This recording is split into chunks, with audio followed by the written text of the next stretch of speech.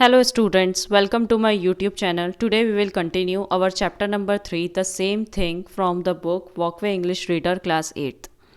Second part हमने finish किया था कि फ़ैडूर जो है वो अपने कस्टमर के वहाँ पे जाता है और जाने के बाद वो वहाँ देखता है कि कस्टमर उसी दिन की तरह फ्लोर पे बैठा हुआ है और मोर्टार में कुछ कूट रहा है.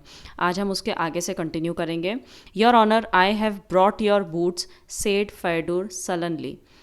योर ऑनर जो है वो जब हमें किसी को रिस्पेक्ट देना हो, ठीक है, तो हम योर ऑनर का यूज़ करते हैं. तो योर ऑनर, मैं आपके बूट्स लेकर आया हूँ. और ये जब फ़ैडूर ने बोला तो बड़े रूखेपन के साथ बोला, चिढ़ते हुए बोला, ठीक है. That is the meaning of सलनली.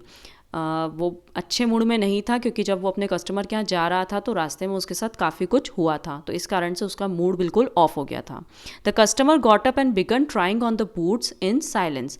Customer ने कुछ रिएक्ट नहीं करा, वो अपनी प्लेस से उठा, बूट्स के पास आया और अपने बूट्स को ट्राई करने लगा. Desiring to help him, Fedor went down on one knee and pulled off his old boots.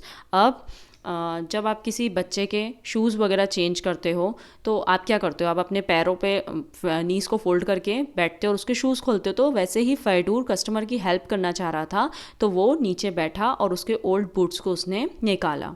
But at once jumped up and staggered towards the door in horror. लेकिन क्या हुआ, जैसे ही उसने उसके बूट्स उतारे वो एकदम से पीछे की तरफ जंप हुआ और फिर खड़ा हुआ और फिर लड़खड़ाते हुए डोर की तरफ जाने लगा. लड़खड़ा क्यों रहा था? क्योंकि वो डर गया था, ठीक है. डरा क्यों था? The customer had not a foot but a hoof like a horse.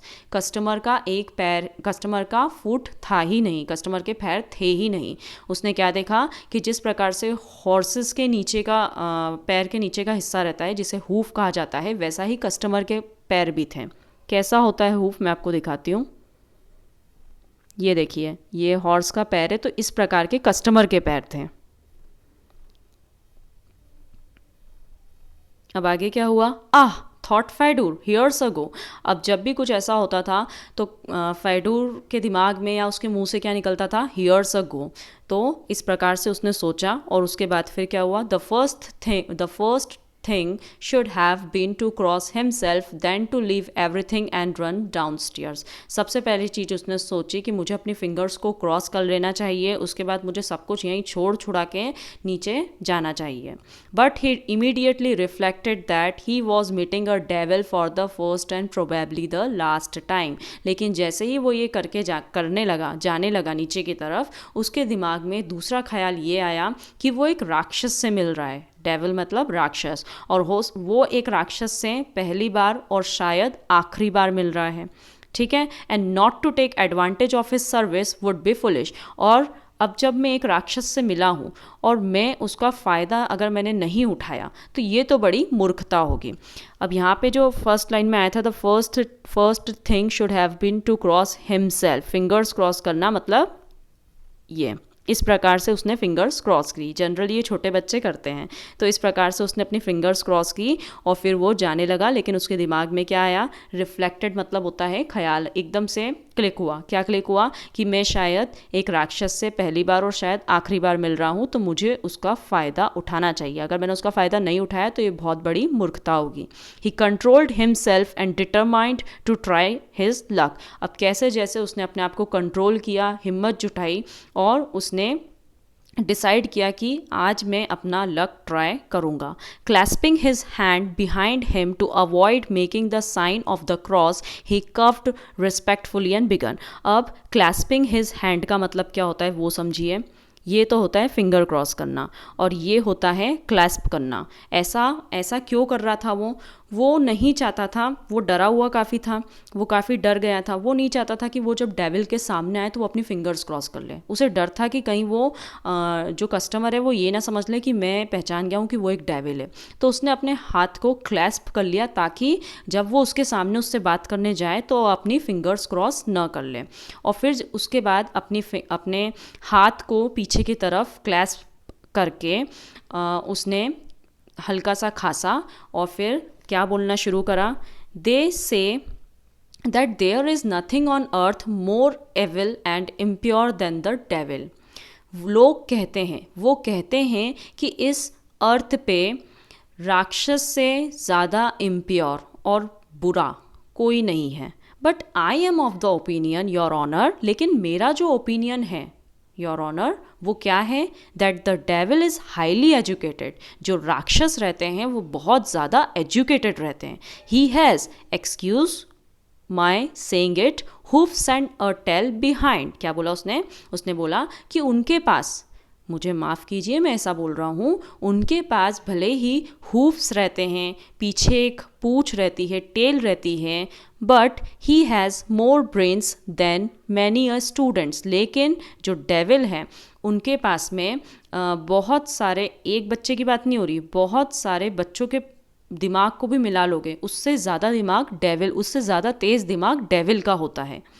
I like you for what you से सेड द डेविल फ्लैटर्ड। अब जो हमारा फाइडूर था वो ये इतनी तारीफ़ें क्यों कर रहा था? क्योंकि वो उसका फ़ायदा उठाना चाहता था, और डेविल जो था वो बिल्कुल फ्लैटर हो गया था। फ्लैटर हो गया था मतलब वो उसकी नकली प्रशंसा कर रहा था और वो खुश भी हो गया था। उसने क्या बोला कि तुमने जो भी कहा मुझे बड़ा पसंद आया। Thank you shoe maker, what do you want? उसने क्या बोला कि थैंक यू शू मेकर, अब मुझे बताओ कि तुम्हें क्या चाहिए। And without loss of time the shoe maker began complaining of his lot. अब जैसे ही डेविल ने ये कहा, शू मेकर ने बिल्कुल भी, फाइडूर ने बिल्कुल भी देर नहीं करी, और उसके दिमाग में, उसके मन में जितनी भी कंप्लेंट्स थी वो सब उस डेविल को बताने लगा। He began by saying that from his childhood he had envied the rich. Envied मतलब होता है ईर्ष्या। क्या मतलब है इसका? कि उसने कहा कि बचपन से ही मुझे जो रिच पीपल रहते हैं, रिच लोग रहते हैं, उनसे एक जलन का, ज्वेलस फील होता है, उनसे ईर्ष्या महसूस होती है उनके प्रति। He had always resented it that all people did not live alike in big houses and drive with good horses.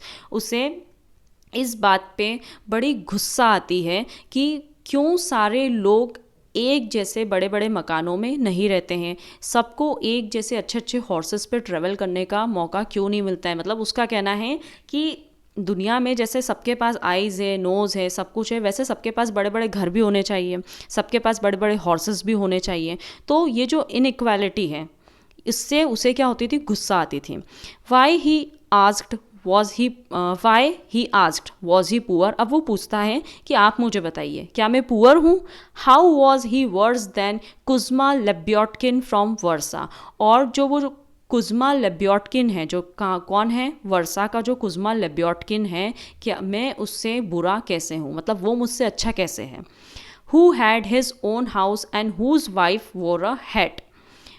मतलब वो पूरा डिस्क्रिप्शन दे रहा है कि कुज़्मा लेब्योटकिन, वर्सा का, जिसके पास एक बड़ा सा घर है, जिसकी वाइफ जो है वो हैट पहनती है, तो मैं उससे बुरा क्यों हूँ? वो अच्छा क्यों है और मैं बुरा क्यों हूँ? He had the same sort of nose, the same hands, feet, had. क्या बोला उसने? कि उसके पास भी मेरे ही जैसी नाक है, उसके पास मेरे जैसे हाथ हैं, पैर हैं, हेड है, and back as the rich, and so why was he forced to work when others were enjoying themselves। सब कुछ जब उसके पास मेरे जैसा ही है, हम दोनों का सेम है, तो वो कैसे रिच है? ठीक है, हम दोनों इक्वल हैं, और क्यों जब दूसरे लोग एन्जॉय कर रहे होते हैं तब मैं क्यों फोर्स्ड हूँ? मुझे क्यों काम करना है? ठीक है, जब सब एन्जॉय कर रहे हैं तो मैं एन्जॉय क्यों नहीं कर सकता हूँ? इस वीडियो को मैं यहीं ख़त्म कर रही हूँ। अगर कोई डाउट्स हो तो नीचे कमेंट सेक्शन में ज़रूर पूछना। डिस्क्रिप्शन में जितने भी हार्ड वर्ड्स हैं मैं उनके मीनिंग आपको प्रोवाइड कर दूँगी, आप उन्हें प्रॉपरली लर्न कर लेना, नोटबुक में लिख लेना। इंग्लिश इम्प्रूव करने के लिए वो बहुत इंपॉर्टेंट है। Thanks for watching and follow for more.